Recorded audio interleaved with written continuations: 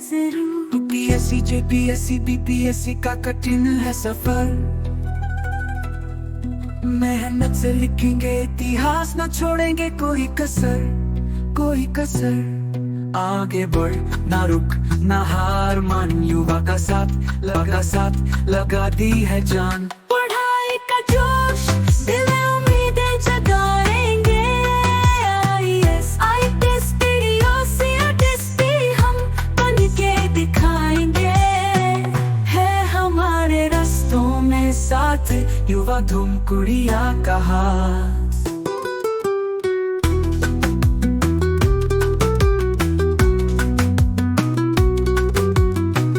नमस्कार, जोहार। धूमकुड़िया युवा के प्लेटफॉर्म पर आप सभी का स्वागत है।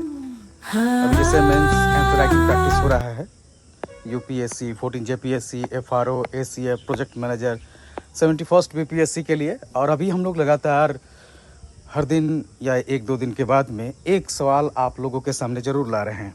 आज हमारा सवाल 14 जेपीएससी के लिए है और साथ ही साथ ये सवाल आपका जीएस के लिए भी, जैसे प्रोजेक्ट मैनेजर या एफआरओ एसीएफ 71st बीपीएससी, इन सब के लिए भी जो है ये उपयोगी है। यूपीएससी के लिए भी ये इतने ही इम्पॉर्टेंट हैं। तो इसी संदर्भ में आज का सवाल हम लोग देखते हैं। और ये सवाल और ये आपको जो है आंसर, ये अभी जो लगातार आंसर राइटिंग प्रोग्राम में हो रहा है उसमें हर स्टूडेंट्स को दिया जा रहा है और क्वेश्चन के साथ ही ये मिल रहा है, ताकि आप अपने आप को और बेहतर कर सके, एक्स्ट्रा कंटेंट अपने आंसर में शामिल कर पाइए। तो हमारा ये सवाल हिंदी और इंग्लिश दोनों में आपको मिलेगा। सवाल है, सिंधु घाटी सभ्यता के व्यापार और आर्थिक गतिविधियों की विशेषताओं का वर्णन करें। ये प्राचीन विश्व की अन्य सभ्यताओं के साथ जुड़ा हुआ था। कैसे जुड़ा हुआ था? हमारा सवाल यही है कि सिंधु घाटी सभ्यता के व्यापार और आर्थिक गतिविधियों की विशेषताओं का वर्णन करना है और ये प्राचीन विश्व की अन्य सभ्यताओं के साथ किस तरह से जुड़ा हुआ था, हमको इस बात पर जो है विश्लेषण करना है। ये हमारा सवाल है। इसको इंग्लिश में भी देखते हैं। आइए, हमारा ये mains answer writing practice programme ये ऑनलाइन ऑफलाइन आप दोनों मोड में शामिल हो सकते हैं और गूगल फॉर्म नीचे दिया हुआ है इस वीडियो के, आप उसको फिल करके आप इसमें शामिल हो सकते हैं। तो इंग्लिश में है, describe the characteristics of the trade and economic activities of the Indus valley civilisation. How was it connected with other civilisation of the ancient world. ये हमारा सवाल है इस पे।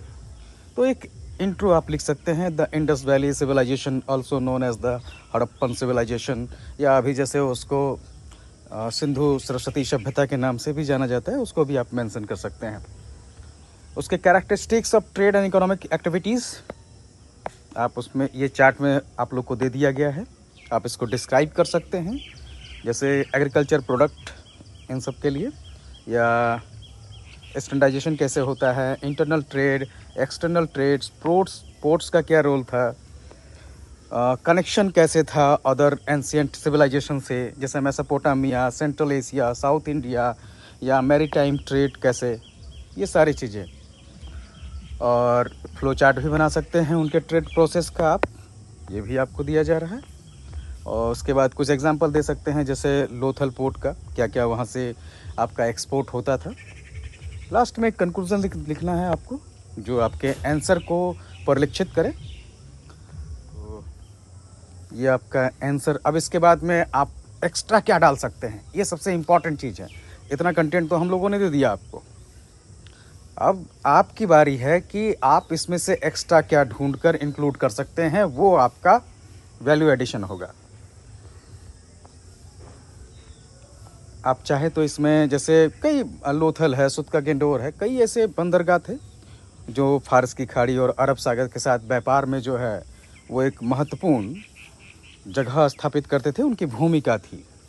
मेसोपोटामिया की सभ्यता में बाकायदा इनके जो है मोहरे मन के कई चीज़ें मिली हैं। मेलुहा जैसे शब्द इनको मिला है, जो नाविकों का देश कहा जाता था सिंधु सभ्यता को।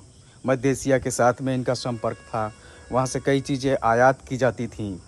दक्षिण भारत से था, सोना चांदी सब जो है, सोना वहाँ से आयात किया जाता था। समुद्री व्यापार था। लास्ट में आप एक कंक्लूजन भी दे सकते हैं जो अच्छा हो। सिंधु घाटी सभ्यता की व्यापारिक और आर्थिक गतिविधियां इसकी उन्नत सामाजिक तकनीकी संरचना का प्रतीक थी।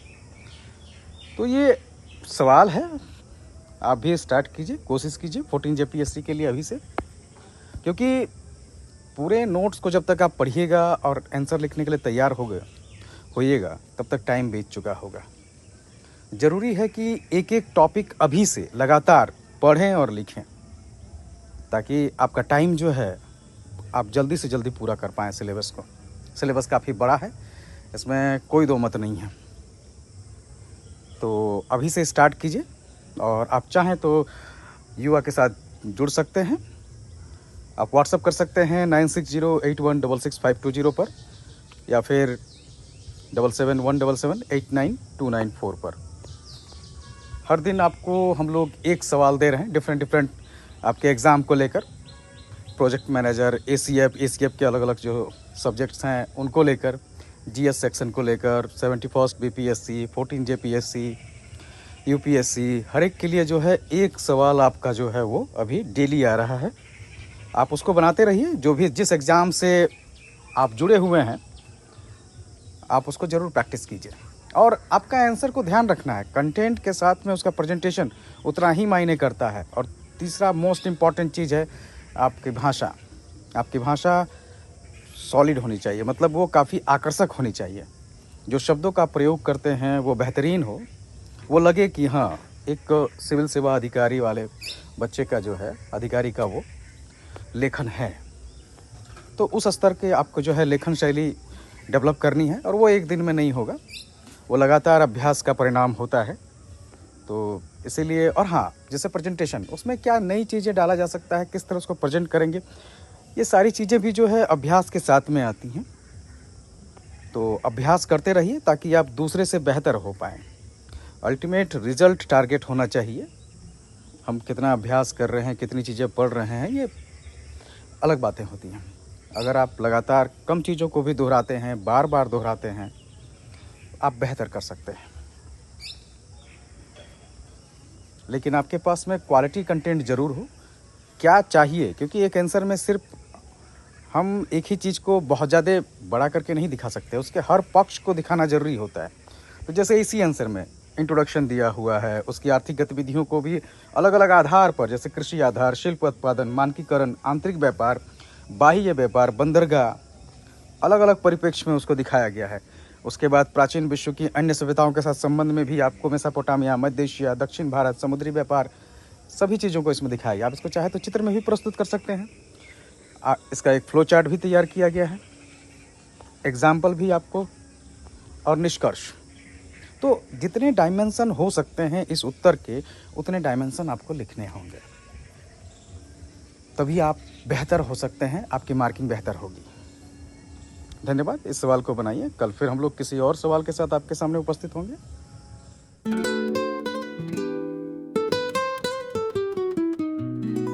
सपने हैं लहरे, मंजिलें हैं दूर, युवा तुम कुड़ी